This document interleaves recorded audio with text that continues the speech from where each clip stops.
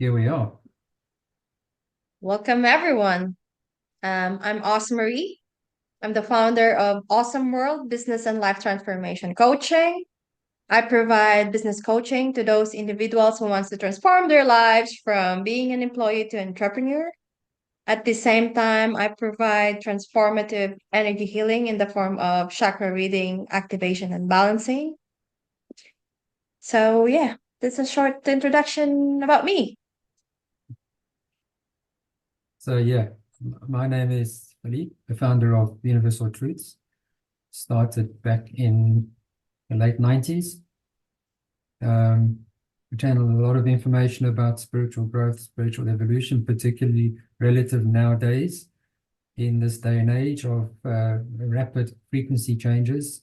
And I provide the tools that were given to me, which I used myself to help in raising your frequency by conquering fear and becoming master of fear instead of a slave to fear. Alongside that, with developmental meditation, energy work, breath work, and how to communicate with your higher self. So a big package, lots of skills between us. And here we are, wanting to help, assist, empower people, seekers of truth. If you're one of those or all of the above, then you've come to the right place. Exactly. Speaking of communicating to your higher self, our topic today, I guess, is interesting, not only for me, but for a lot of people. Why spiritual journey is painful. I think a lot of people can relate to that. I can relate to that. I've undergone that. How about you, Philippe? Have you undergone that? Absolutely. It's you think it's going to be easy. It might start off easy, but then it becomes challenging. And there are Yeah. many, many, many challenges, some bigger than others along the road. But the good news is if you're being challenged, it means you're growing. So it's not a negative experience, it's just a challenging experience from my experience. Yeah, I guess somebody asked me before, when did your spiritual journey started? Which is actually a good question because it's hard to pinpoint when is actually the starting point of this spiritual journey. And then I answered him, actually, I had an epiphany when I was in my 20s. My background is corporate from the business coaching, you can see. Um, I had an outer body experience. I was not spiritual way back then. I don't even know it was an outer body experience. But you know that feeling wherein you were there, but then you were actually not there. It felt like you were in a dream because you were seeing yourself, but then you are there. And then I realized that was an outer body experience. So I had an outer body experience when I was in my 20s. I remember I was in a big conference room. I was in our headquarters in the US. And on the left side, I have the subject matter experts. We were working on a big project. On the right side, there are technical developers, and in the middle was my boss. Everybody was discussing. It was intense project. And then a voice just told me, "This is not your life. Your purpose in life is to touch other people's lives and to inspire other people. You need to retire in the corporate world on or before 40." That was the message I received. And I don't know what it meant. At a young age, all I wanted to do was a career to become successful because that's our orientation, right? Yeah. But in parallel, I tried to chase what does that really mean. And it was a long process. So that was the start of I think that was the start of my spiritual journey, the trigger. How about you, Philippe? Yeah. Similarly to yourself, um, it felt like a smooth transition, but actually, when I look back now, and hearing you talk, I realized it actually wasn't. It was there was a watershed moment where one minute I was me and next minute I was a new me, a new person, a new direct person. At the time I was working as a commercial pilot.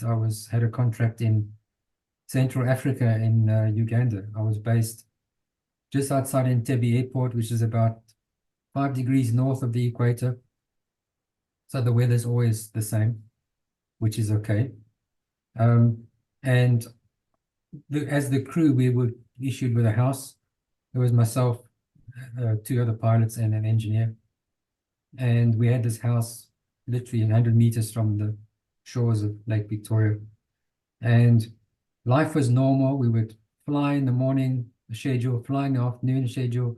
Then afterwards, we would go to the Livingston Hotel, which is at the top of the hill next to the golf course, where all the air crews would hang out, and we go there, have some beers and have a laugh, and just the usual guy vibe.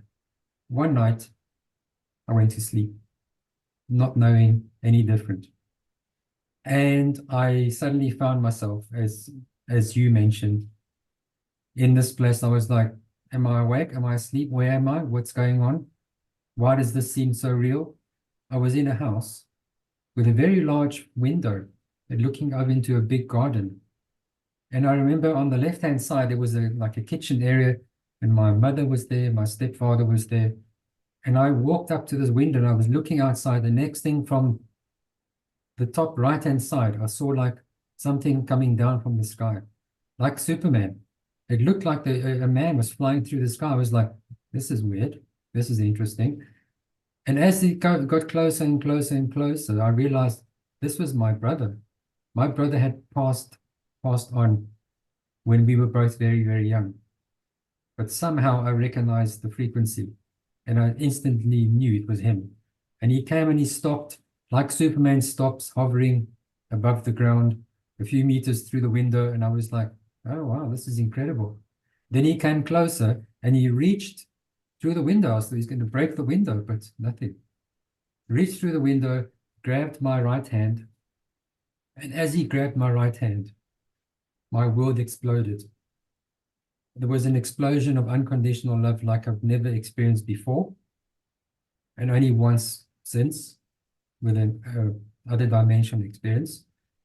This massive explosion of unconditional love. And then he pulled me and I flinched because I thought I was going to break the window, but I went through the window. And we took off, and I realized that I could fly, so I went off flying. And then he came back and caught me and brought me down, and we sat outside the kitchen on the steps and we started to talk. Unfortunately, that's when I lost the connection. So I don't know to this day what was discussed, but I can only guess now looking back. And I then woke up. I was surprised. My arm felt really, really weird, my right hand, all the way up to my elbow. It felt like it was buzzing, like a pins and needles. And it just continued for the next few days. And I realized my right hand was hotter than my left hand. And then over the days that followed, I realized I could change the temperature in my hand. I was like, this is crazy. I could hold my hand up close to a thermometer. I could change the temperature of the thermometer. I was like, this is mad, mad. So I went to sleep and I woke up and suddenly I felt different. And from there, it was a question of uncovering more, and then that endless search that you go on, yeah?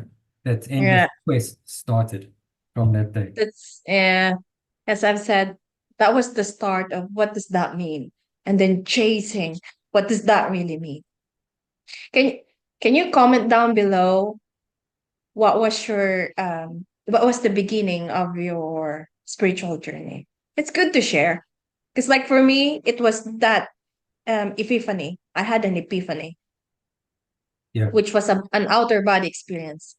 And then I followed what was the message, what was the meaning behind that message. And for you, it's almost the same. It's like an dreaming outer body experience that got cut, and then you tried to find what it really meant. So it'd be good to know other people's stories.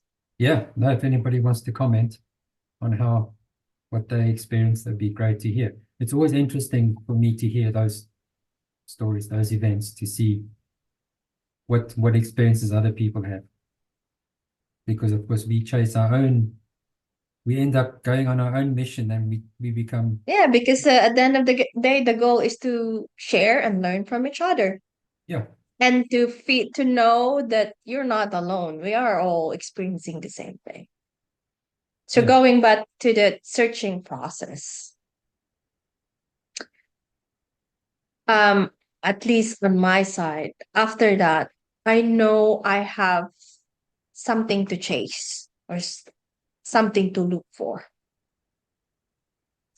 And I did so many things just to help and inspire other people, but something is still missing. I think for for those of you who are working in corporate, I think you can relate to what I'm saying. You have a schedule, you have targets, you work on a daily basis, you're chasing careers, especially those ones who are trying to climb up the corporate ladder. And then something deep inside of you wants to do something. It's difficult because it's not normal in our society chasing this spiritual awakening. yeah, So for me, it was hard. I thought the meaning of that is to help other people because that was the message. But then something is off, but I don't know why. So I just continued searching and searching and searching. What yeah. was it for you, Philippe? Similarly, but I think somehow I found a way to integrate into both aspects. In the beginning, I treated my awakening and my search that came after that awakening. I treated this as an evening and a weekend, like a hobby. So I was able to separate that for a while into two different categories. So I would, on the weekends, I would go hunting for books, information on different spiritual aspects and things like that. And then in the week coming home, then I would do meditations in the evening and things like that. So, and talking with friends and things like that. So I wasn't starved for information, but there was still that drive of wanting, knowing that there's more, searching for more. But then later on, I discovered that as you go down this path, that ratio, like for example, I like to liken it as I was 90% ego and I was Mm-hmm. 10%, I was 10%, let's say higher self after that awakening. And as I went down this path, the high self aspect became bigger and the ego aspect became smaller. And eventually, when you get to the 50% mark, then you realize, why am I doing this? Why am I actually working? Why am I chasing the dollar? Why am I chasing money? The importance, that importance actually shifts, that changes. And that's quite something to experience. And I think today, nowadays, I've spoken to quite a few people that have been, I'm not going to say forced, but have been gently pushed by the source or higher self to leave their corporate world, to leave their 9 to 5 jobs, to say, this is no longer right. You need to be concentrating on the spiritual side. And as you quite rightly said, to connect with people, to help people, to empower people, and then at the same time empowering ourselves. So it's an evolving, it's a pathway that evolves. Yeah. Because for me, I did the same. Books, self-help books, guided meditations. It was a long process, but then still something is missing. I don't know what. There's always this constantly chasing of answers, seeking that truth Yeah, that's trying to emerge out of the entire experience. And then, yeah, I did a lot of training and pandemic happened. Thanks God, or maybe not. But pandemic happened. I reached the bottom line of, I think majority of people can relate to the lessons that we had in the pandemic. You start to question, why am I doing this? What is it for? And you dig deeper to yourself and connect to your higher self, as you said. So for me, the trigger point after that long search, I did this online course called Life Visioning by Michael Bickwood. And I realized I was operating in a victim mentality. And that was the trigger point for me to, I'm done with this. If I don't change something, my life will not change. Mm-hmm. That was the second trigger point of my spiritual journey. It's painful in a way. You're constantly seeking answer, but then you're not finding answer. The more answer you receive, the more question you have. Mm-hmm. Right? Yeah. And then it's a never ending cycle of question, question, answer, question, question. Like, until when will this end? Yeah. And the second, yeah, so that's the trigger point for me. And like, I got the answer. You have the choice, you have the power to choose how to live your life. And that was it for me. That was the like a big trigger point. Yeah. I I think know you also got triggered. What was for you? um there was always this feeling that there was something more to be done. Mm, And specifically after that first awakening, I had a massive amount of downloads, a lot of information that I now teach on the course happened at that time. And I tried to, I would get information that we arrive, and I would try to write it down. I was using automatic writing techniques, and I was using early channeling techniques and trying to write everything down. There was so much information arriving so fast. I became anxious and I couldn't cope any longer. I couldn't do it. I couldn't keep up. And I realized that how can I write all this information down? Because I'm supposed to share this information. It's mm, impossible. I'm never going to achieve this. I felt inadequate. I felt like it's never going to work. And yeah. eventually, somehow I realized that just stop writing anything. Don't write anything. Everything you need will arrive when you need it. So then I switched from writing things down to just, as information arrived for people, for myself, I would just start talking and it would just flow, the information would just arrive. And I thought to myself, thank goodness for that, because there's no ways I could hold all that information ready to use, Mm-hmm. where the universe is open for access and you can just access whenever you need it at any time. So it was that side which was a huge relief, because I'm someone that likes to do things 100% absolutely correct. And so I pressure myself into performing That's the engineering background, hey? correct, performing at the best. Like me, that's the accounting business background. Yeah. Everything needs to be logical and reasonable, practical. When you land an airplane, you've only got one chance. Yeah, you can't screw it up. So everything has to be 100%. So I was used to that mode, and thank goodness that happened. That like second mini awakening happened. That don't stress, don't try and hold all the information. It's readily available. And even actually for everybody, people listening and watching, it's the same for you. All the information is there. You just have to learn how to access it. It's all available. That's the next question. You just need to learn how to access, but it's not easy to access. No. At least talking from my experience, it was not that easy for me to access that. I think I've been meditating, doing all this work on myself for years, but I never really was able to access it. But maybe because of my lifestyle as well, my work, my schedule, stress, it's hard to silence the monkey mind. Let's be honest. Yeah, absolutely. And as you say, it's we externalize so much. Exactly. we forget that the only way to get the information is to go within. So we are frustrated. We want all the answers, but we're looking outside ourselves instead of looking within. I had a student a few years ago that I was teaching this material, and then everything was going well.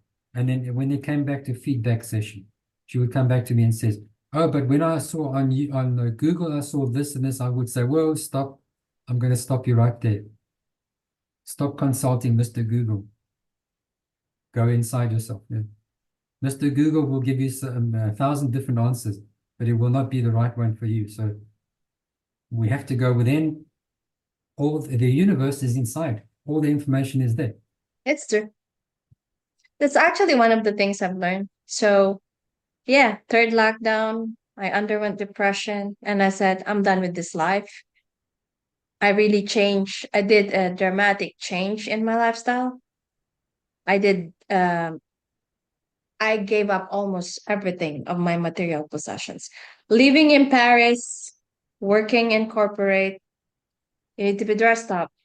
Because second lockdown, I went to Algarve in Portugal to learn surfing.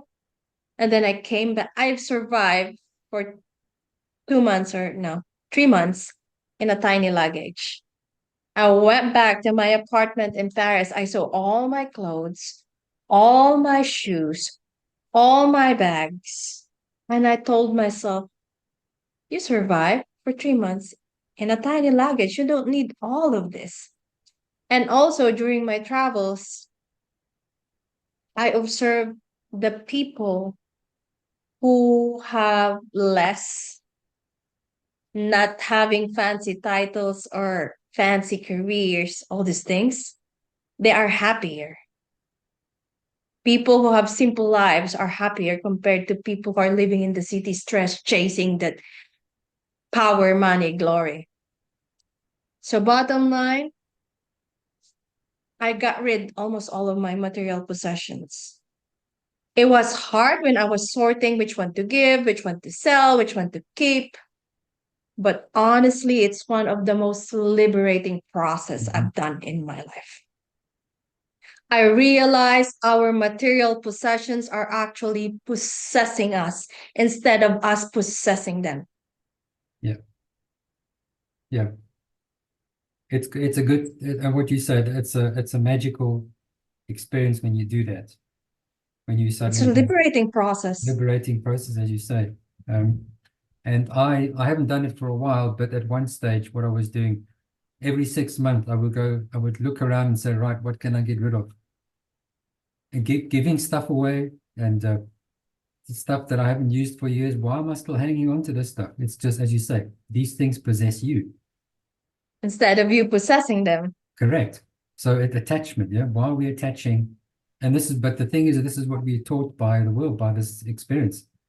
If you don't have material things, then you aren't seen as successful because you don't have things, which is Which incorrect. then I'm gonna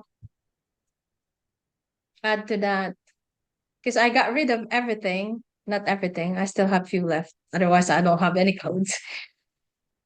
And I did that art of surrender that you're talking about, which is so hard, especially with a business background. Like my brain works in logic. Yeah. Everything needs to be 1, 2, 3, 4, 5, 6. And then you give up control. You don't plan anymore. You trust the universe. It's one of the most difficult things. I left Paris, got rid of almost all my material possession without any plan. My MBA classmates would tell me I'm crazy, but I did anyway. I trust the universe. Was it easy? No way. It was challenging, but I was seeking for the truth.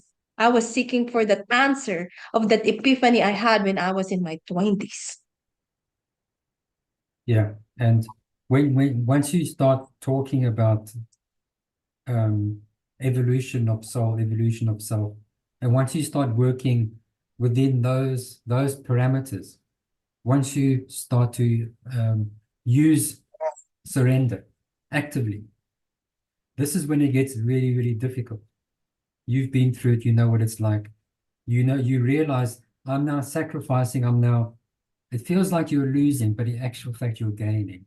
Yeah. It's It's that hard because switch. our orientation is you need to plan. Especially I did business. I studied my master's.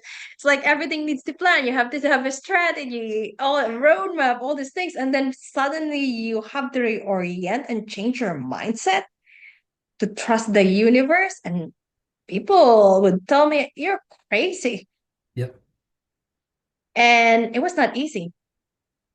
It was a challenging experience because it's rewiring the brain and subconscious to trust. Yep. Trust. And I think maybe, and I know you will be able to resonate with this. Once you access that level of trust and you engage, let's call it engage, you engage that level of trust. Suddenly you begin to understand what is faith. Yes. Yeah. You arrive in this Yeah. place and suddenly you go, oh, wow, I realize now what is faith because I've I wish it was surrendered that to that. easy. I wish it was that easy for me. But it I gives did you I did insight, doesn't it? yeah. So how I arrived to that stage, like for me, I did ayahuasca. I did plant medicine. I should tell the story of my Costa Rica to Costa de Caparica story. That's another podcast. That's a big story. Yeah, so anyway, I did ayahuasca. And in my first ayahuasca, it showed me what I'm capable to do, what my life would look like, and all the messages, like a partial answer to my epiphany. And I said, I want to see more. And the voice told me, actually, it's so amazing talking about connecting to your higher self. I think that was the first time I heard a voice. It's also the first time I questioned, who is that voice? Is that my thoughts? No, because I know my thoughts. I know the pattern of my thoughts. And then at some point I said, no question, just go with the flow. Yeah, that was the first time I think I heard those voice. I heard the voice. Yeah. And I So think anyway, yeah, you have to reach that moment, yeah, to have that, again, that second, let's call it a second awakening moment, a second realization. For when I talk to people about the dark night of the soul, that's essentially what it is, yeah. So you're describing a similar situation where suddenly the ego realizes I'm obsolete, yeah. This is now the high self's turn. And that change, it's another watershed moment where you have to accept and you surrender to it and you go, you know what? Okay, I accept this change, yeah. And that's a yeah, challenging moment, to surrender to that as well, as you said. yeah. I said like, you know what? Don't question. Just listen to that voice. And then I said, because what I saw in that trip in my ayahuasca was just like a Disneyland. It's so promising. It's wonderful. It's like all the great things. Hmm. And then I asked the voice, can I see more? And then the voice said, you've seen enough. You have to do it again after 8 months. And so I did again after 8 months. Oh God, that second ayahuasca was painful. You're talking about ego. I had 10 ego death. The first one was so painful. I died 10 times with my ego. Way back, it was hard for me to understand. Now looking back, I understand why it needs to die. Mm-hmm. And you cannot blame me. I worked in corporate. If you work in that kind of environment wherein it's a constant stress, it's a constant, you need to deliver something, you need to perform, you develop ego naturally to protect yourself. Yeah. And it just died. The first one was so painful, second one painful. The fifth one, I said, okay, just kill me. Just kill me. If this is what I need to do to undergo to heal, just kill me. I surrendered. And then it just became less painful. Yeah, once you let go of that grip, becomes easier, doesn't it? Yeah, and I actually tried to kill my ego when I left corporate, but it was not easy. Come on. That's years and years and years of being in that kind of Well, environment. I don't think, personally, I don't think you really ever kill the ego. I think you just make it, instead of driving the car, the ego now goes and sits at the back, becomes a passenger. Becomes, True. you just reference, what was that again? Okay, thank you. You can be quiet again. Yeah, Because as long as we are alive, we have ego. It's for survival purposes. absolutely. Yeah, As long as we are in the body form. yeah. You Yeah, need to so preserve. Yeah, but yeah, it's all these milestones, all these events, the things we talk about. It's easy to talk about them now, but when they're happening, it's tough. And these are those moments when we say, what is the spiritual growth is a tough path. But once you launch yourself down that path, there's no going back. Yeah, you've gone, it's too late now. It's like you've gone on the roller coaster, you've gone over the top, you're going down the other side, game over. You have to continue with the ride. yeah, because I think the reason why spiritual journey is painful is you are shedding off that old self. Yeah, You are transforming to that new self, and you are in that uncomfortable zone. That's why it's painful. You are becoming. yeah. Well, and what makes it painful is our ego expectations. Because as Yeah, egos, we expect certain results. And when it doesn't go the way we like, then it becomes a painful experience, doesn't it? that's an interesting point then. So, is ego part why spiritual journey is painful or challenging? I think it is only because of the ego. Because we're holding on and we don't want to let go. Yeah, because ego doesn't know. Ego doesn't know about spiritual evolution. Ego doesn't want to know. It's not interested. Ego is interested about going on holiday or going to the beach or going here, going there, or watching the next movie. Ego doesn't care about spiritual evolution. And when you force that onto the ego, it goes, what are you doing? What are you trying to do here? Are you trying to make me obsolete? And that's where it starts to fight back. And that's when it feels like a tough place to be, tough journey. So, Yeah. but yeah, it's I've had in the past some clients ask me and say, if you could go back and change anything in your life, what would you change? And the first time somebody asked me that question, I was like, that's interesting. But almost a few seconds later, I found myself saying, I wouldn't change anything. I would do the same. I Because if wouldn't change anything. because if I changed something, I wouldn't be here today. Exactly. And I think people like yourself, myself, that have been down this path and are at a certain distance along in this path will come back with the same answer. I think so. I think so too. Even if the process, like sometimes I question why the process has to be long. Sometimes, only sometimes. I just said why sometimes. Because I feel like for me, it was a long process. But then I guess it's a process. To said it, it's a process. I need to undergo into different phases to learn my lessons and really learn it. Otherwise, it's gonna get repeated again until I get to that next level of awakening and then next level of awakening. Yeah, but it's exciting because in the beginning, as we say, it can be tough. But even though, and later on, I can say even today, it's still tough because there's always a challenge. But then the rewards the rewards get bigger. The rewards get which bigger, and it makes it so much worthwhile. You think, you know what?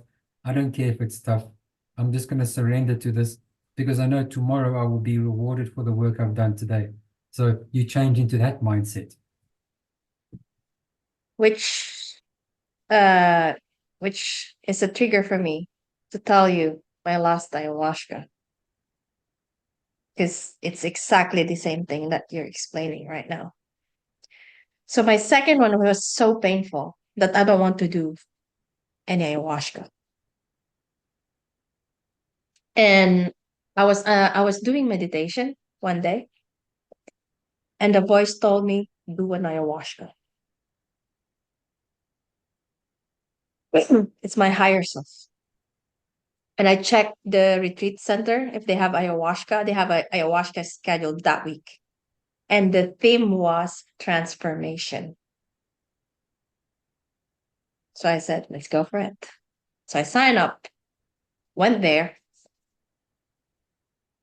and then because I was a smoker and I wanted to stop smoking. And it's so hard for me to stop smoking.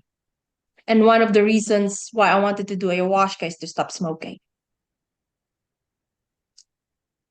So anyway, I did the third ayahuasca. And then after the ayahuasca, no, before the ayahuasca, there was a pineal gland activation. It's like be, to prepare yourself. And after that pineal gland activation, people start, people share what was the experience like. I started to see dominant chakra colors of people during that, after that pineal gland activation and during the sharing your experience. And then after the ayahuasca ceremony, so we have again sharing the experience. I am in Portugal. Everybody's speaking in Portuguese. I still don't speak Portuguese. So bottom line, I don't understand what they're saying. But then at that moment, I started seeing chakra colors of people. Like, oh, I see which one is black, which one is lit.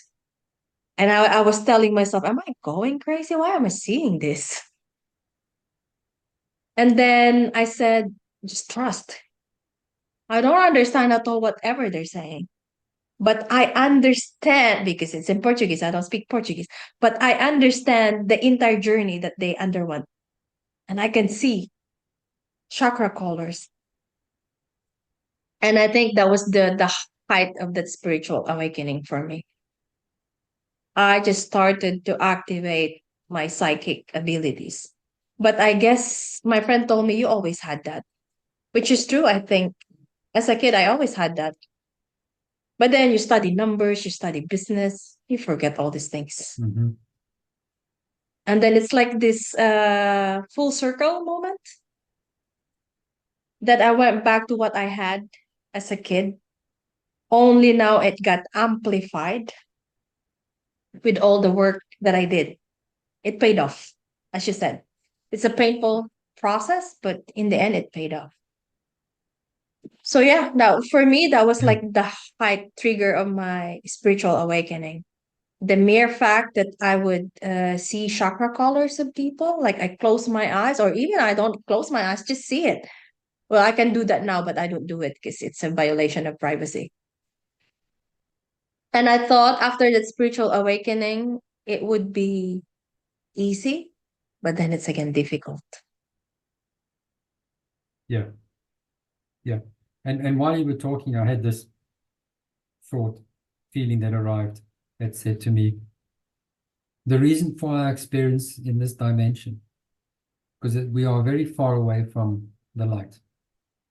The dimension is one of the furthest places away from the light, frequency-wise, is that we are God experiencing what it is like not to be God.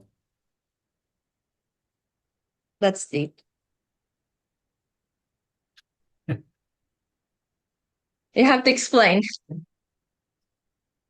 If you are in the light, if you are with source, you are God. We are all God. We are just pieces, We small are all pieces. God. I used Yeah. to, funny story, when I first started teaching, I used to use the example, I called it the cheese effect.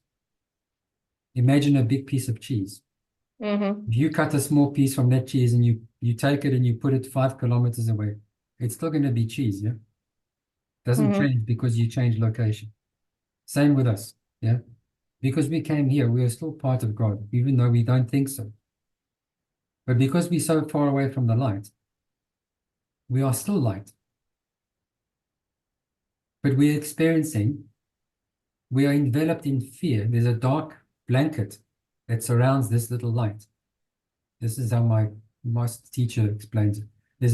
We're a small flame, and there's a dark blanket of fear that envelops the little light. So the little light no longer has communication with God, with the source. Because we are God. Yeah.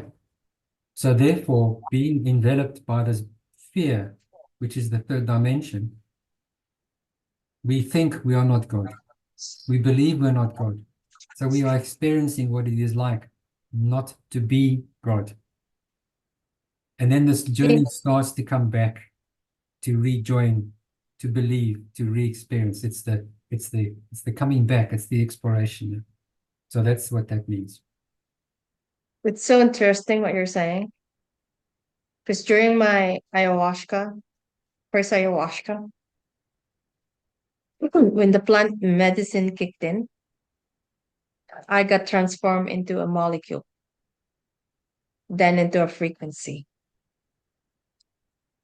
To a point, I have to open my eyes just to check if I was still in my body form because it was so real. And the message was we are all molecule. We are all one. We are all related. And you're more than capable to send messages to people without any device, just mental messages. Yeah. And yeah, after I activate my psychic abilities and I was able to see chakra colors, actually, I can hear people's thoughts. Yes. I thought I was going crazy. I was hearing their thoughts. I know exactly what's going on with their lives. Just looking at them, I can feel their energy. And I was like, oh my God, I'm going crazy. What's going on? What's happening to me? Yeah. I get it. I had the same, I get the same thing. I would walk around, go into town and walk around just to see. I did all these experiments on and energy and auras and things to feel and experience and find things and what it is to surrender, what is judgment and all those things, all just working with energy. Yeah? And I bumped into some interesting people, not literally. I walked past some people. I felt the energy of these people. There was two people, a woman and a man. The woman was very tall. Walking past me, I suddenly realized, you are not from around here. You come from another planet, another dimension. It was just there was a energy around it, so she would look human, but she was not. So those kind, as you say, you can feel, hear. Somebody talks to me and tells me a sentence. I know if they're lying to me because I can see the intention behind the words. Yeah, I have that. Somebody was telling me this, and he said, I'm telling you the truth. And the moment he said, I'm telling you the truth, I just saw blue color. And blue color is throat chakra. yeah, It's the truth. yeah, And I said, I trust you. The moment you give me permission to read your chakra, I'm seeing the colors. I know when you're lying or not. yeah. So yeah, And so it's so funny. I had this collaboration with somebody, and he was the moment I opened the Zoom, that voice was telling me you cannot trust this guy. Just finish this call. yeah. And you know what people might think, oh, this is really weird, far out, crazy, different. We can all do it. You just have to learn how to access how to trust, all those things we've been discussing, yeah, talking about. It's a process, it's a journey, yeah, but we are all the same. So We what do are, we do? yeah, we are more than capable to do it. I think the barrier is one, the ego, and the ego feeds the monkey mind. And fear. And if you don't know how to silence the monkey mind, it's just ruling all these thoughts. Yeah, absolutely. So yeah, it's all very interesting. Lots of I mean, we can sit for hours here, but we have to get ready for our next meeting, yeah? Yeah. Maybe just to recap. So the trigger, at least for the spiritual journey, is the beginning, wherein you have the message. Then you go through the process. Then you go to the most painful experience. And then finally you get to the breaking point wherein, everything makes sense now. But then after, the next chapter is, how do I use now what I have? That can be even as difficult and frustrating. Well, that would be for the next podcast, Yeah, we for can talk our about next topic. absolutely. So yeah, what I like to say is enjoy the ride. This is why we came here, yeah, in this incarnation. True. Enjoy the experience. Take what you can Good. get. So I'm gonna go back now to the question. Why do you think to close this session today? Why do you think spiritual journey is painful? I think it's purely based on all the evidence and the discussions. It's basically the resistance of the ego to change is what makes it difficult. Expectations and control, which is all part of the ego's makeup. That's what makes it difficult. Yeah, I agree. For me, I think it is painful because you are shedding off that old self, which which is following a belief system, Yeah, and now you have to erase all those belief system in order to become your new self, and it's hard to change. absolutely. Yeah. Yeah, so I guess that wraps up Yeah. our topic for today. Good for We'll today. see you in the next podcast And or session, whatever you may call it. the next episode. I love that. All See you in the next episode. right. Have a good one, everybody. Bye. We'll catch you later.